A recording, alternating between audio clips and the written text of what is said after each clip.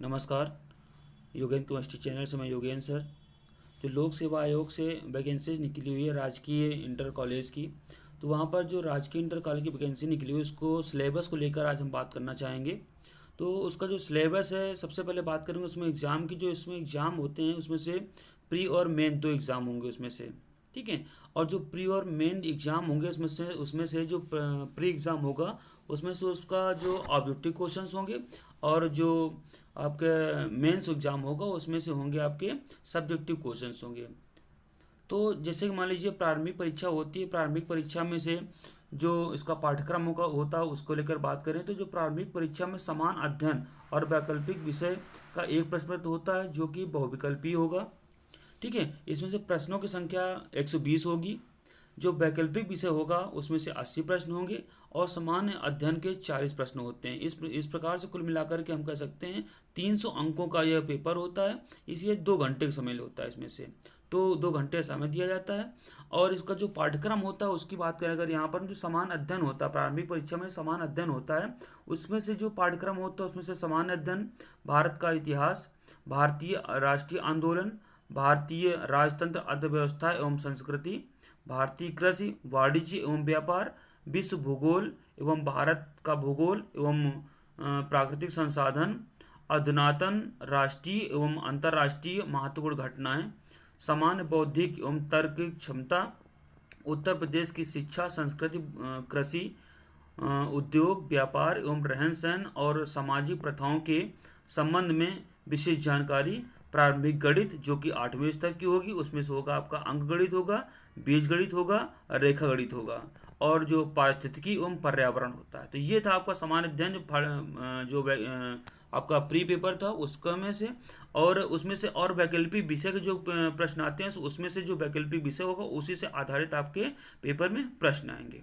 Questions उसी से पूरे आधारित आते हैं।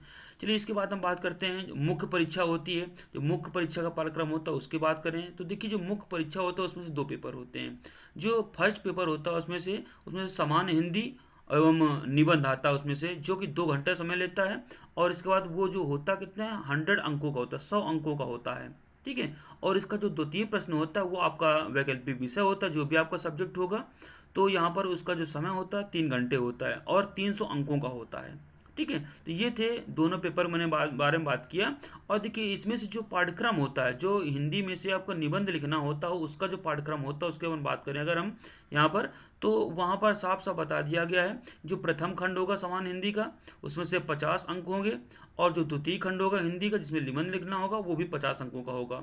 तो अपठित गद्यांश का संक्षेपण, उससे संबंधित प्रश्न, रेखांकित प्रश्नों के आधार की व्याख्या एवं उसका उपयुक्त शीर्षक, और जो इसमें से सेकंड पार्ट इसका होता है। और क्वेश्चन कौन से आते हैं जैसे कि अनेकार्थी शब्द, विलोम शब्द, पर्यायवाची शब्द, तद्भव तत्सम, क्षेत्रीय विदेशी शब्द भंडारण, वर्तनी, अर्थबोधक, शब्दरूप, संधि, समास, क्रियाएं, और हिंदी वर्णमाला, विराम चिन्ह, शब्द रचना, वाक्य रचना, अर्थ मुहावरे एवं लोकोक्तियाँ, उत्तर प्रदेश की मुख्य बोलियां एवं हिंदी भाषा के प्रयोग में होने वाली अशुद्धियाँ।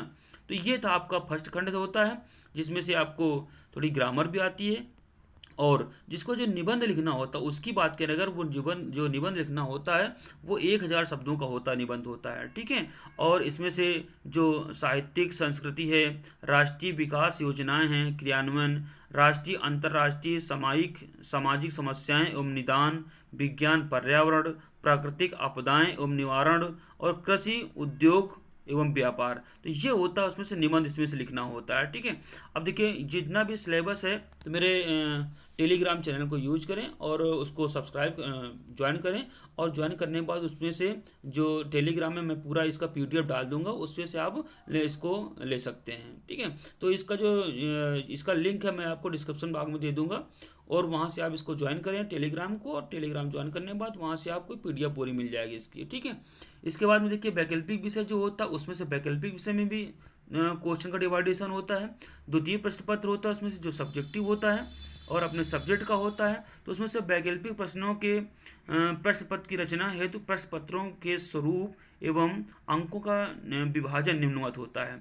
तो देखिए यहाँ पर प्रश्नों की कुल संख्या 20 होती है, सभी प्रश्न करना अनिवार्य होते हैं और प्रत्येक प्रश्न खंडों में विभाजित रहते हैं। तो देखिए खंड आगे बात करें अगर यहाँ पर के अंतर्गत प्रश्न के 5 प्रश्न होते हैं, इसमें से जो समान उत्तरी प्रश्न होते हैं, इसमें से उत्तरों की जो शब्द सीमा होती है वो 250 होती है और प्रत्येक प्रश्न 25 अंक का होता है, ये भी निर्धारित कर दिया गया बिल्कुल से। और खंड बा में 5 प्रश्न होते हैं जो लघु उत्तरीय होती हैं, इनमें से उत्तरों की जो समय से शब्द सीमा होती है 150 होती है एवं प्रत्येक प्रश्न 15 अंक का होता है। खंड सा के अंतर्गत 10 प्रश्न अति लघु उत्तरीय होते हैं, इसमें से उत्तरों की शब्द सीमा 50 होती है एवं प्रत्येक प्रश्न 10 अंक का होता है।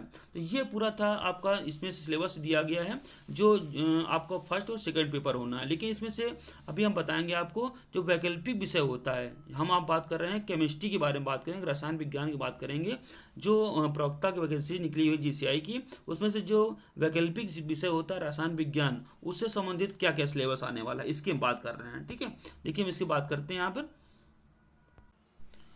तो जो आपका ये वैकल्पिक विषय होता है, तो वैकल्पिक विषय के अंतर्गत हम रसायन विज्ञान की बात कर रहे थे, तो सबसे पहले बात करें इसमें से देखिए भौतिक रसायन। तो भौतिक रसायन होता है और इसमें से तनु विलयन होता है, तनु विलयन के बाद में कोलाइडीय अवस्था होती है, रासायनिक गतिकी होती है, रासायनिक साम्य होता है और इसमें से वैद्युत रसायन होता है और अकार्बनिक में होता है, इसमें से परमाणु संरचना होती है, रासायनिक बंध होते हैं, एस ब्लॉक एलिमेंट होते हैं, पी ब्लॉक एलिमेंट होते हैं और डी ब्लॉक एलिमेंट होते हैं और इसके बाद में एफ ब्लॉक भी एलिमेंट होते हैं। ठीक है, इसके बाद कार्बनिक रसायन की बात करें तो कार्बनिक रसायन में कार्बनिक रसायन के कुछ मूलभूत सिद्धांत एवं तकनीकें होती हैं, कार्बनिक यौगिकों का वर्गीकरण होता है, आईयूपीएसी पढ़नी पड़ेगी पूरी आपको, कार्बनिक यौगिकों की जो क्रियाओं के प्रकार हैं, कार्बनिक अभिक्रियाओं की क्रिया विधि है।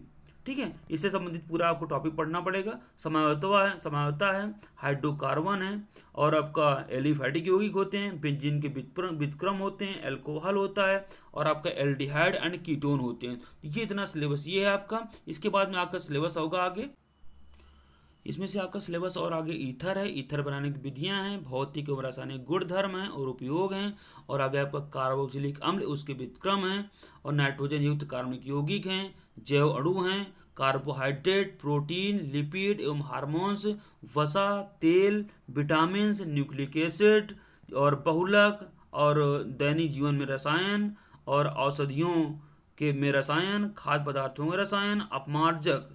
तो ये थे आपके इतना सिलेबस जीसीआई का प्रवक्ता पद के लिए जो वैकेंसी निकली हुई 2020 में, उसके लिए सिलेबस है। इसको आपको सिलेबस को पूरा अच्छे से तैयार करना पड़ेगा और इस जो पूरा सिलेबस की पीडीएफ है मेरे टेलीग्राम चैनल को आप ज्वाइन करें और वहाँ से आपको पूरी पीडीएफ मिल जाएगी। और जो टेलीग्राम चैनल का लिंक है मैं आपको डिस्क्रिप्शन बॉक्स में दे दूंगा, वहाँ से आप जा कर के टेलीग्राम चैनल को मेरे ज्वाइन करें और वहाँ से आप इसको अच्छे से समझ सकते हैं। तो योगेंद्र केमिस्ट्री चैनल को आप सब्सक्राइब करें, लाइक करें और जितना हो सके शेयर करें।